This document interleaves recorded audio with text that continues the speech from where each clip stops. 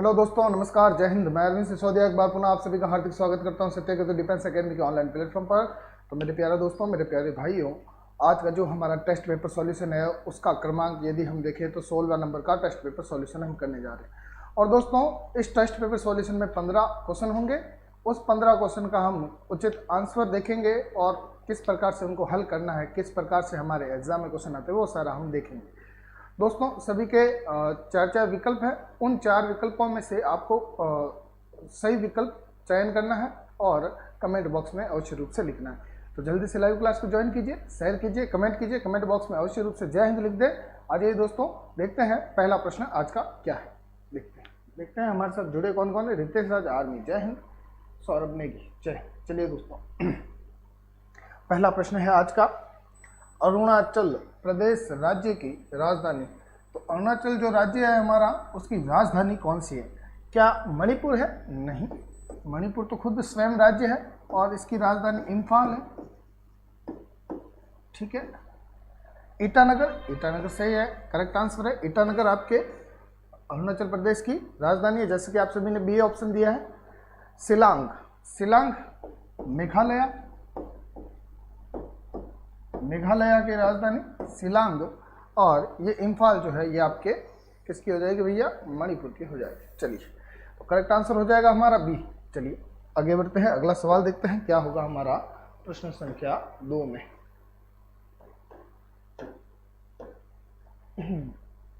प्रश्न संख्या 2, पृथ्वी पर जी का मान क्या होता है? ठीक है, पृथ्वी पर जी का मान क्या होता है? जल्दी से कमेंट कर दीजिए दोस्तों।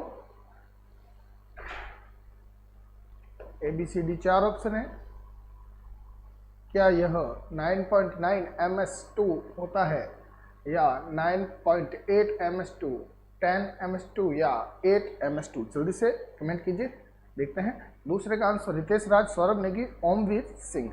बी आंसर दे रहे हैं सभी, अनिल बिड़िया सर।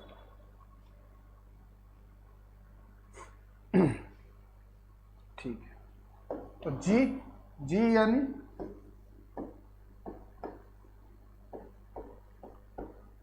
गुरुत्वीय नियंत्रक। ठीक है,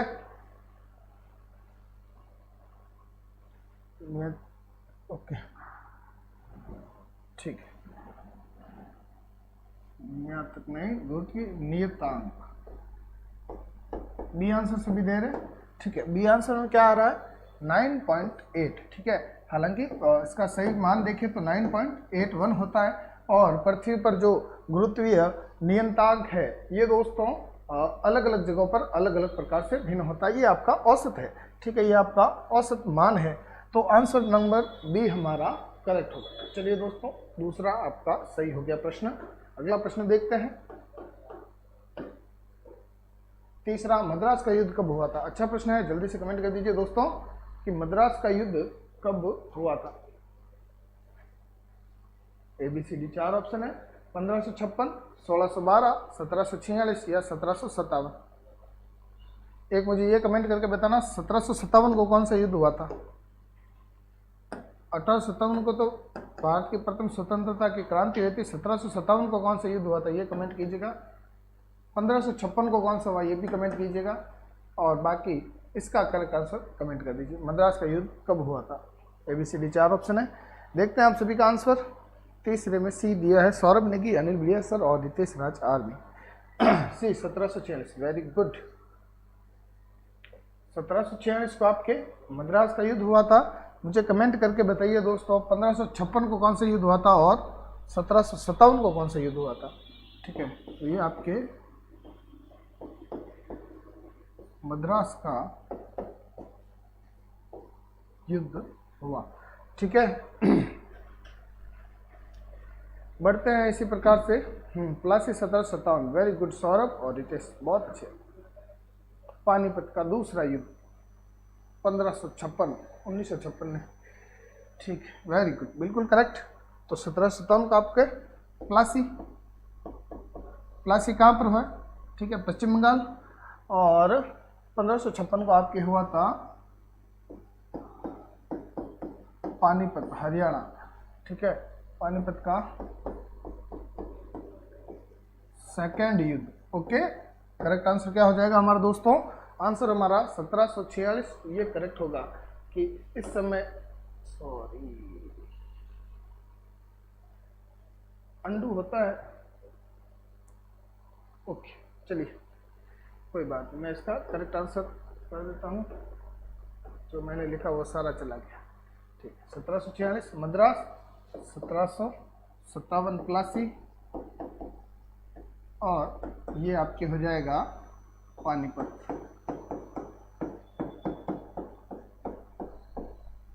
सेकेंड। ओके,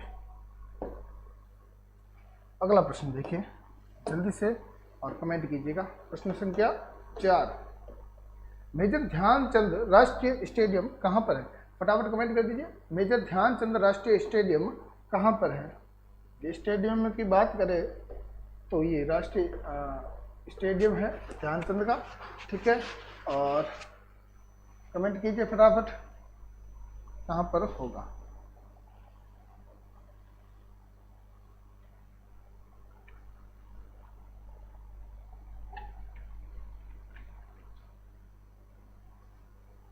ये आंसर दिया है Delhi. Very good. Saurabh Negi army lover, अभी Ritesh Raj army boy. Very good. चौथे में आंसर आया है ए है दिल्ली, आपका बिल्कुल करेक्ट होगा।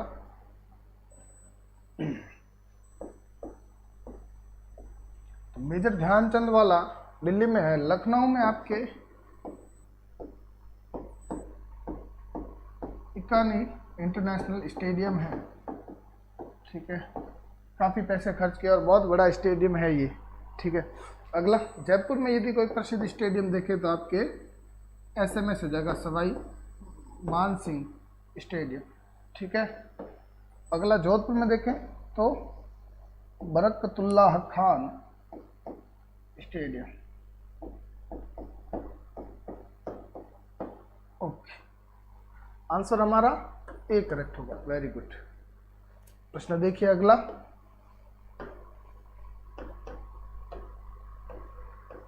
प्रश्न संख्या है 5, निम्न में से कौन सा समाचार पत्र भारत का एक प्रमुख अंग्रेजी समाचार पत्र है? भारत का प्रमुख अंग्रेजी समाचार पत्र निम्न में से कौन सा है? तो बताइए भैया। आज तक नहीं, सहारा समय बिल्कुल नहीं, दैनिक भास्कर ये अंग्रेजी नहीं है। ठीक है, डी में दिया है times of India. Very good, ये हमारा करेक्ट होगा आंसर। आप सभी डी ही कमेंट करोगे जहां तक मुझे उम्मीद है आपसे।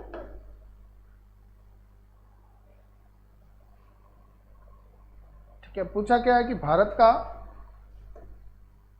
अंग्रेजी समाचार पत्र कौन सा है? Times of India. ठीक है, टाइम्स ऑफ इंडिया और द हिंदू ये अंग्रेजी समाचार पत्र है, और करंट अफेयर्स के लिए सबसे महत्वपूर्ण यही न्यूज़पेपर माने जाते हैं, और इनका जो डाटा होता है वो 100% सही होता है। प्रश्न देखिए 6, वर्तमान के फारस को किस नाम से जाना जाता था? ठीक है, वर्तमान के फारस को किस नाम से जाना जाता है? ठीक है,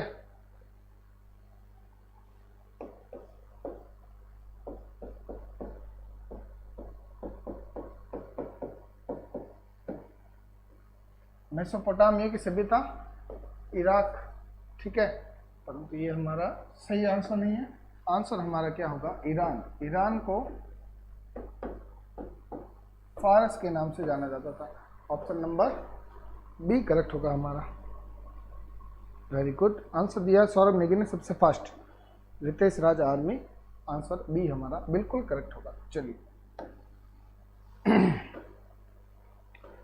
प्रश्न संख्या देखिए दोस्तों 7, भारत में आने वाले प्रथम धर्म प्रचारक कौन थे? तो प्रथम धर्म प्रचारक के बारे में देखा जाए दोस्तों, ये ऐसे व्यक्ति थे जो भारत में आए और सबसे पहले इन्होंने क्या किया कि आदिवासियों को ईसाई में कन्वर्ट होने के लिए प्रेरित किया, और इनकी मृत्यु भी दोस्तों कैसे हुई थी?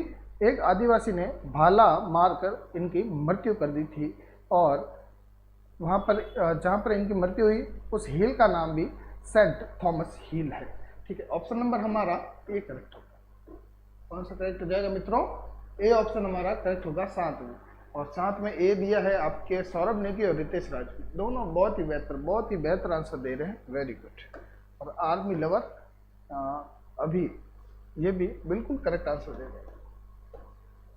प्रश्न संख्या 8 देखिए दोस्तों, निम्न में से कौन सा ऊर्जा के नवीकरणीय स्रोत का उदाहरण है? ऊर्जा का नवीकरणीय स्रोत कौन सा है निम्न में से? क्या कोयला है? बिल्कुल नहीं होगा। पेड़? नहीं जी। पेट्रोलियम? बिल्कुल नहीं। इनमें से यदि आराम से आप आंसर निकाल सकते हैं, ठीक है। तो ऊर्जा का नवीकरणीय स्रोत जो है वो आपका होगा सौर ऊर्जा। ऑप्शन नंबर डी करेक्ट होगा हमारा, ठीक है। देखते हैं कौन कमेंट करता है सबसे पहले। आंसर दिया है रितेश राज ने D, very good.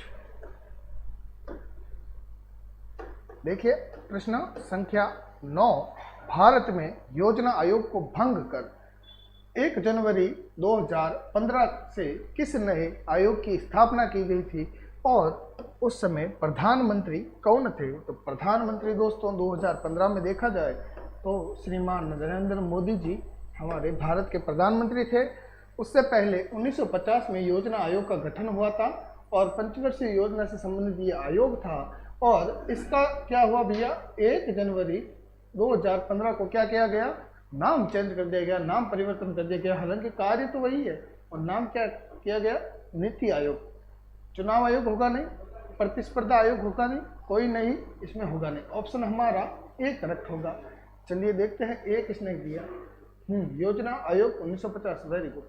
A option दिया है रितेश राज और आर्मी लवर ने। प्रश्न संख्या 9 हो चुकी। सवाल देखिए अगला दोस्तों, भगवान महावीर का जन्म कहाँ हुआ था भैया? फटाफट कमेंट कर दीजिए।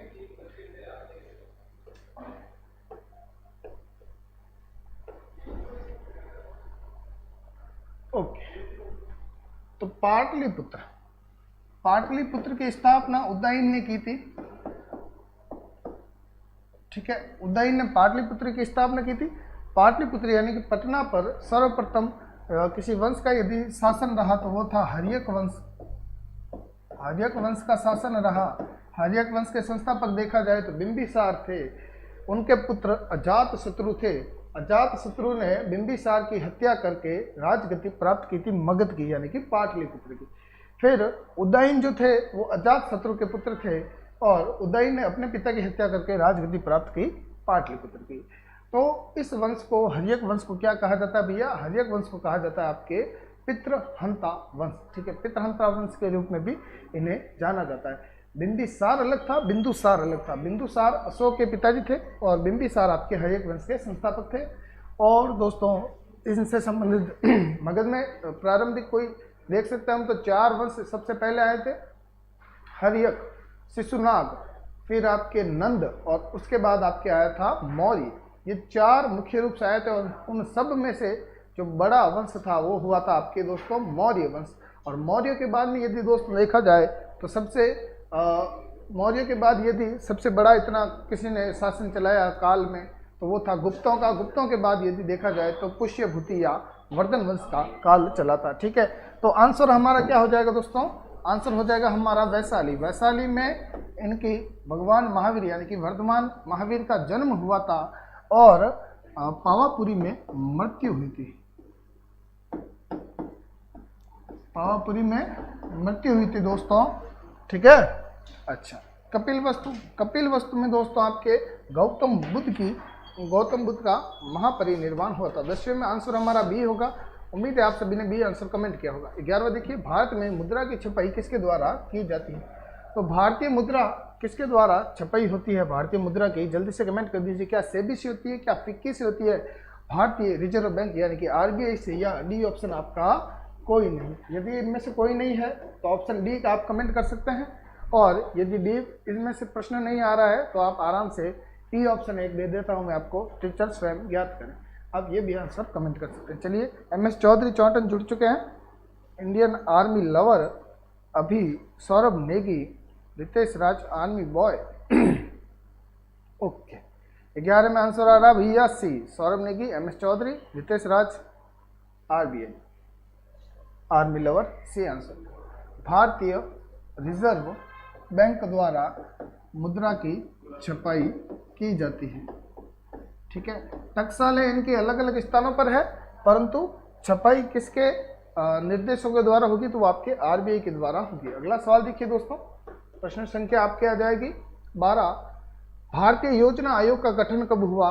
तो दोस्तों अभी आपको बताया था मैंने कि योजना आयोग का गठन 1950 को हुआ था और 1 जनवरी 2015 को इस योजना आयोग को नीति आयोग में कन्वर्ट कर दिया था नरेंद्र जी मोदी ने। ठीक है, तो ऑप्शन नंबर हमारा सी इसमें करेक्ट होगा। 1950 को आपके योजना आयोग का गठन हुआ था और नीति आयोग का देखा जाए दोस्तों, नीति आयोग का गठन जो है वो 1 जनवरी 2015 को हुआ था। 2014 में इलेक्शन हुआ था, 2015 में मोदी जी आ गए थे और सबसे पहले ये काम किया था, योजना आयोग का नाम चेंज कर नीति आयोग रख दिया था। जबकि इनका काम क्या होता है इस आयोग का काम होता है पंचवर्षीय योजना के बारे में जो कानून है वो बनाना। अगला सवाल देखिए दोस्तों, प्रश्न संख्या 13। प्रदूषण नियंत्रण के लिए ऑड इवन पॉलिसी प्रायोगिक तौर पर 1 जनवरी से 15 जनवरी 2016 तक कहाँ लागू की गई थी? तो दोस्तों वर्तमान में भी ये लागू ही है ऑड इवन। ऑड इवन कहाँ लागू है? ऑड इवन का अर्थ क्या होता है? ऑड इवन मतलब जैसे सम और विषम, सम विषम संख्या है। ठीक है, तो भैया आज अगर गाड़ियां चलेगी, मान लीजिए कि आज ऑड है तो सम वाली गाड़ियां चलेगी। ठीक है, जितने मतलब जो नंबर होगा गाड़ियों का, जैसे मान लीजिए दो से स्टार्टिंग है तो वो वाली गाड़ियाँ सारी चलेगी। सम जितने जो सम संख्या वाली होंगी वो गाड़ियाँ चलेंगी, बाकी सारी घर पड़ी रहेंगी। और इवन है तो आपके क्या होगा भैया, विषम वाली चलेगी। ठीक है, विषम संख्या वाली, जैसे विषम संख्या में देखा जाए तो 3 विषम में आता है। ठीक है, प्रदूषण नियंत्रण के लिए ऑड इवन प्रायोगिक पॉलिसी प्रायोगिक तौर पर 1 जनवरी से 15 जनवरी 2016 तक कहाँ लागू की गई थी? तो आपके दिल्ली में की गई थी और अरविंद जी केजरीवाल ने ये योजना प्रारंभ की थी। इससे प्रदूषण नियंत्रण होता है और कुछ नहीं होता। ठीक है, प्रदूषण नियंत्रण होता है, यातायात में भी सुगमता आती है। प्रश्न संख्या 14 देखिए, ऑस्कर पुरस्कार किस क्षेत्र में दिए जाते हैं? तो दोस्तों ये प्रश्न तो हमने बहुत बार कर लिया है। ऑस्कर पुरस्कार मैंने आपको कहा था कि जो सर्वश्रेष्ठ फिल्म होगी, सर्वश्रेष्ठ जो मूवी होगी उसे ऑस्कर पुरस्कार प्रदान किया जाएगा। और फिल्में, मूवी ये सभी किस में आते हैं? तो दोस्तों आपके सिनेमा में आते हैं। तो ऑप्शन नंबर हमारा ए बिल्कुल करेक्ट होगा, इसमें कोई दोहराए नहीं है। चलिए ऑप्शन ए हम करेक्ट कर देते हैं। ठीक है, आप सभी का आंसर भी मुझे पता है ए ही आएगा, जहाँ तक मुझे सारी उम्मीदें हैं आपसे। प्रश्न संख्या 14 और आंसर हमारा होगा ए। प्रश्न देखिए दोस्तों, 15वां माउंट एवरेस्ट पर चढ़ने वाली प्रथम भारतीय महिला। और ये सवाल ना जाने कितने सारे एग्जाम में पूछ गया है, चाहे छोटे से छोटे एग्जाम से लेकर क्लर्क से लेकर आप यूपीएससी लेवल तक जाओगे तो भी आपको मिल जाएगा यह प्रश्न। वर्तमान में यूपीएससी में ऐसे सवाल नहीं पूछते, परंतु पहले पूछते थे, पर आपके 100% आएगा। इस प्रकार के सवाल आपसे बहुत आते हैं।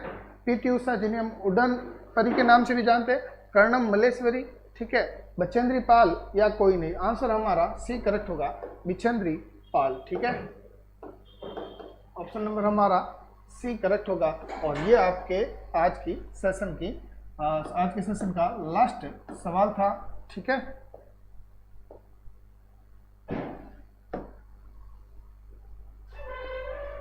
ओके। हाँ तो दोस्तों आज का सेशन तो आपके समाप्त हुआ।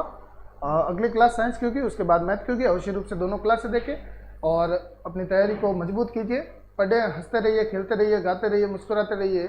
ठीक है, पढ़ते रहिए और अपनी तैयारी मजबूत करते रहिए। कल पुनः इसी समय आपसे मुलाकात करेंगे, तब तक के लिए